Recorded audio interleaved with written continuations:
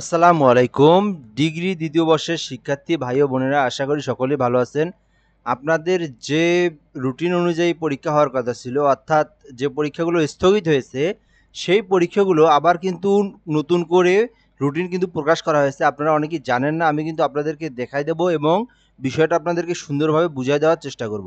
তো নতুন কিন্তু একটা রুটিন প্রকাশ হয়েছে, যে তিনটা পরীক্ষা আপনার অর্থাৎ 10, 17 আর 22, 10 তারিখ, 17 তারিখ আর 22 তারিখ, এই তিনটা পরীক্ষা আপনাদের স্থগিত হয়েছে। এই স্থগিত পরীক্ষা তিনটার আবার নতুন করে একটা রুটিন প্রকাশ করেছে, এটা আমি সুন্দর করে দেবো। অর্থাৎ আজকে দুপুরেই কিন্তু এটা দিয়ে দিছে, অর্থাৎ একটু আগেই দিয়ে দিল।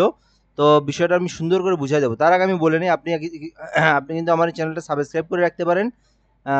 দেন আপনি কিন্তু সিলেবাসগুলো, শর্ট সিলেবাসগুলো আপনি পাবেন এবং আপনি জব রিলেটেড ভিডিওগুলো কিন্তু আপনি আমার চ্যানেল থেকে পাবেন।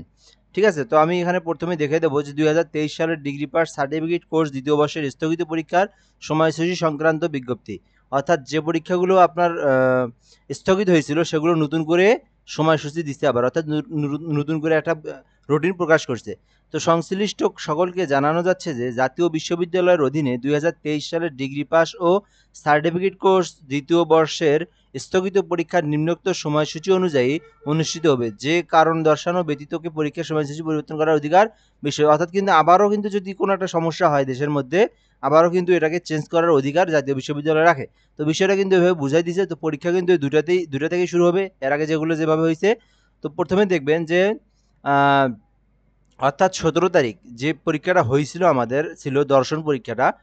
তো দর্শন পরীক্ষাটা কিন্তু এখন 31 তারিখ হবে, অর্থাৎ 10 তারিখে ফেনীতে বন্যা হওয়ার কারণে পরীক্ষাটা স্থগিত হয়েছিল। বিষয়টা বোঝার ট্রাই করেন। তো সেই পরীক্ষাটা এখন হবে কত তারিখে? সেই পরীক্ষাটা হবে এখন 31 তারিখে। নতুন করে 31 তারিখে রুটিন প্রকাশ করা হয়েছে। ওই দর্শন পরীক্ষাই থাকবে। দর্শন এবং যাদের মৃত্তিকা আছে, আপনারা মৃত্তিকা বিজ্ঞান, তো এই দর্শন আর মৃত্তিকা বিজ্ঞান যাদের হলো 10 তারিখে ছিল, 17 তারিখে পরীক্ষাটা হবে তৃতীয় পত্র।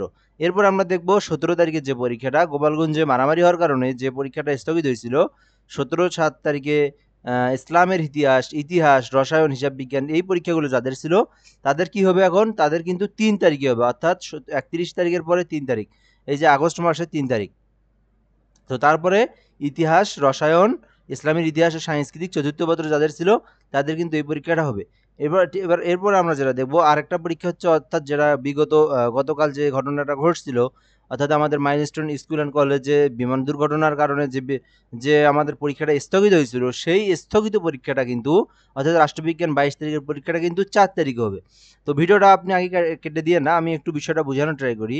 তো দেখেন এখানে কিন্তু তারপরে যেগুলো আছে অন্য, যেমন এখান থেকে ভূগোল, পরিবেশ যাদের আছে, মনোবিজ্ঞান, ক্রীড়াবিজ্ঞান, ব্যবস্থাপনা, তাদেরগুলো কিন্তু দেওয়া আছে এখানে। তো এখানে হচ্ছে হলো আপনার বিশেষ করে হচ্ছে এই যে এখানে 23 তারিখে আপনার হলো পরীক্ষাটা হবে বুধবার 6 তারিখে। তারপর একটা বৃহস্পতিবার 24 তারিখে যেটা ছিল, সেটা হবে কত তারিখে? 7 তারিখে।